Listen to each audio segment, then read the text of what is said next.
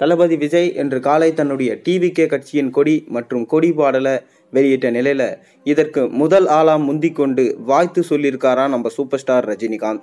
என்ன super star Rajinikanth முதல் ஆளா வாழ்த்து சொன்னாரா? என்னையா இப்படி பொய் சொல்றீங்க?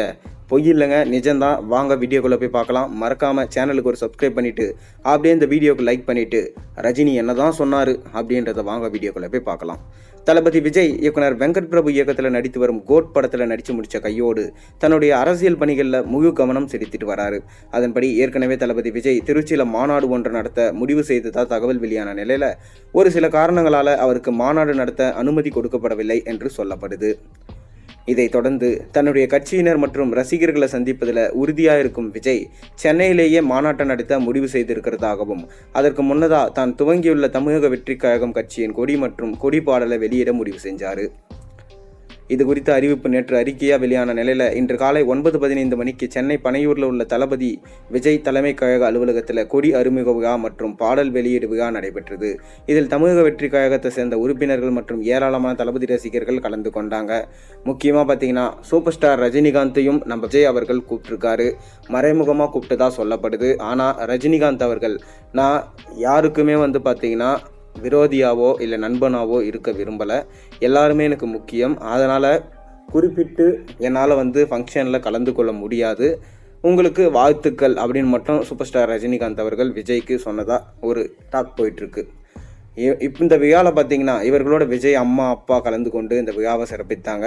அனைவர் முன்பும் விஜய் பேசும்போது தன்னுடைய அம்மா அப்பா வந்ததுக்கு நன்றின்னு சொன்னார். மேலும் விஜய் கட்சி கொடியில் மேலே மற்றும் கீழே சிவப்பு நிறமும் நடுவில் மஞ்சள் நிறமும் இடம்பெற்றிருக்கு.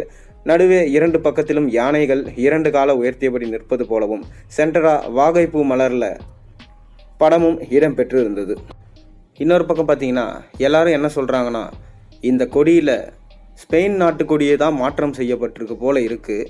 இதற்கிடையே சூப்பர் ஸ்டார் ரஜினிகாந்தை வம்பு இழுத்து கொடியில் யானையை வச்சது போன்று இருக்கேன்னு சிலர் பேச துவங்கிட்டாங்க. இது என்னையா புது உருட்டாக இருக்குது?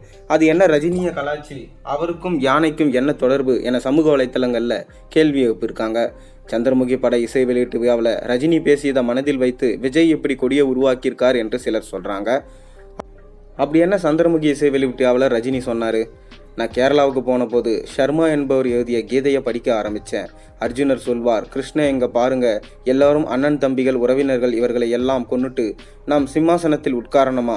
அந்த வெற்றி எனக்கு தேவையா? எனக்கு வேண்டாம் என்பார். அப்போது கிருஷ்ணா என்ன சொல்றேன்னா, நீ சொல்வது கரெக்டப்பா, இது நான் படித்த அந்த புத்தகத்தில் இருந்தது, கீதையில் அது இல்லை. நீ நினைச்சது ரொம்ப கரெக்ட். இந்த மாதிரி உறவினர்கள் அண்ணன்கள் தம்பிகள் மாமன்கள் மச்சான்கள் எல்லாரும் கொன்னுட்டு வரும் பதவி எனக்கு வேண்டாம்னு நீ சொல்கிற, உண்மையாக நினைக்கிற. ஆனால் நீ போயிட்டேன்னு சொன்னால் அவங்க அப்படி நினைக்க மாட்டாங்க. நீ பயந்துட்ட, நீ கோழை ஆயிட்ட, போரில் கலந்து கொள்ள உனக்கு சக்தி கிடையாதுன்னு அவங்க நினைப்பாங்க. இத்தனை நாள் வீரன்னு வாங்கிய பேர் கோழைன்னு வாங்கணுமா? நல்லா யோசனை பண்ணு பாரு. என்ன ஆகணும்னு நினைக்காத, என்ன ஆகக்கூடாதுன்னு நினை.